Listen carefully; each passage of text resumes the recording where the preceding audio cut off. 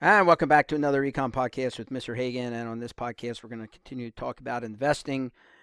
This video, of course, is not designed to give investment advice. Its purpose is educational only. This video and other videos in this playlist are designed to teach about different theories of investing. If you want investment advice, please see a professional.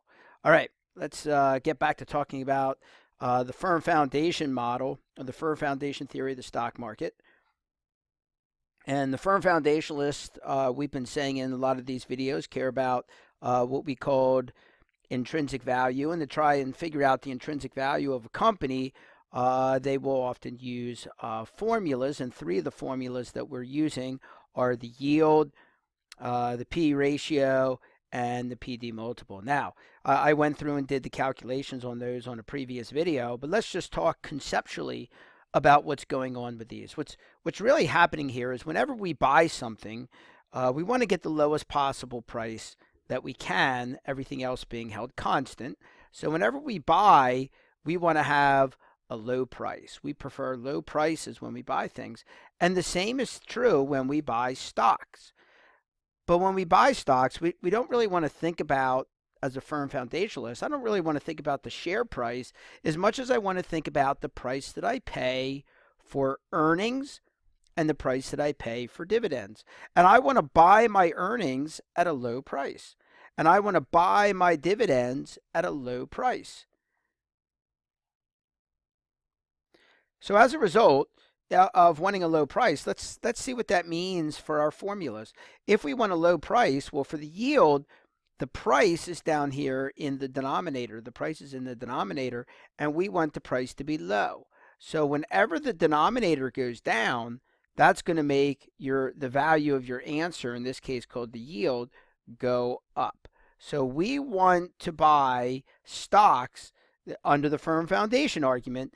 You want to buy stocks when they have a high yield. That is to say, when the price is low, when you're getting your dividends for a low price, when you have a low price, that will mean a high yield.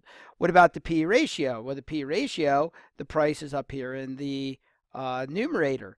And so if you're going to have a low price, that will make the P ratio be low as well. So that would argue for a low P ratio if you want to be buying. And then finally, the PD multiple. Okay, again, you want a low price, which is in the numerator. And so then the argument would be then that you want a low PD multiple. So whenever the price is low, that will cause a high yield, a low PE ratio, and a low PD multiple. So the argument would be that when you're buying, you want to have a high yield, a low PE, and a low PD. Those would be the arguments. But then the question is, how low? How low do we need it to be? Well, before we look at that, let's just think about the other side of this, and that would be the sell side. So what about when you're thinking about selling a company? So when you're thinking about selling a company, you want to have obviously a high price. But a high price of what? Well, you want to have a high price of you want to get a high price for the earnings or a high price for the dividends. So if you want the price to be high, okay, the price is in the denominator for the yield. So a high price means a low yield. Sorry, I'm not sure why that's not working. There we go. You want a low yield would be the argument. For the P ratio, a high price means a high PE ratio. And for the PD multiple, a high price means a high PD multiple. So let me just kind of summarize that. What this all really just means is this. It just means when buying, you would be looking for high yield, low PE, low PD. When you're selling, you would be looking for a low yield, a high P ratio, and a high PD multiple. Now, again, the real question becomes, the devil of the details is how high, how low. So here are the historical numbers.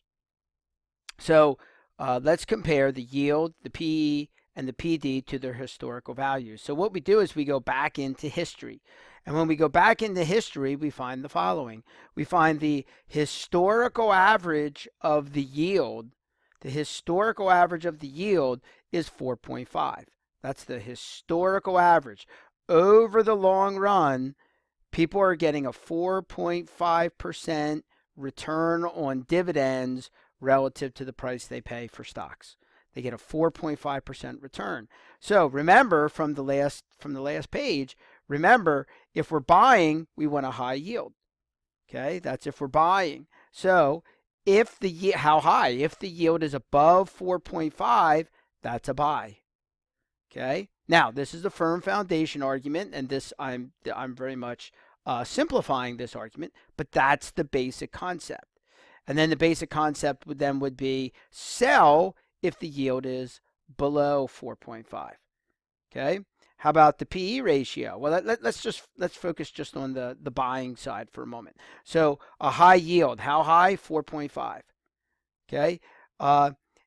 What do we want for the PE ratio? Well, again, you want a low price would be the argument. So if you want a low price, that means a low PE ratio. How low? Well, the historical average for a PE ratio is 14. Or if we think about it this way, 14 over 1. Historically, you pay $14 for a dollar of earnings. And so if the PE ratio is below that, you're getting a price cheaper than the historical price for earnings. And we'll look at examples of this here in a little bit. Okay. And if the PE ratio is above 14, then you might want to think about selling because now the price is above the historical number that we pay for earnings, that people pay for earnings in the past. And of course, this is all based on the intrinsic value idea that eventually the PE ratio is going to come back to the long run historical number. And then finally, same thing for the PD multiple. Historically, people pay $27 for $1 of dividends. That's the historical number. That's what people pay for dividends. So if you can get your dividends for cheaper, you would buy if the PD ratio is below 27. You're getting the dividends for relatively cheap compared to the historical number. And then you would sell, the argument would be if the PD multiple is above 27 because now the price is above the historical number. And so what we might do, and I don't want to say that this always works. Okay, this is one argument, so I'm not saying this is like some guaranteed method of investing that will always make money. There is no probably such thing in the stock market. This is one theory of the stock market. So this argument would be that if all three of these gave a buy signal, if you looked at a company and all three of them gave a buy signal, then you'd call that a strong buy. If two of the three give a buy, then you call that a weak buy. If all three gave a sell, you'd issue a strong sell. If two of the three said sell, then you'd give a weak sell. Okay? And again, this is one theory. This is one idea. There's no guarantees with this stuff. This is just one argument. We'll look at many theories of investing as we go through this. So if you didn't follow that exactly, that's okay. I'm gonna do some examples with this on a future video, and look how we would begin to use firm foundation to get an idea of what kind of companies to buy and sell according to their model. All right, we'll talk about that on a future video. Thank you for joining me. This has been Mr. Hagan on another Econ podcast, and we'll see you on the next podcast.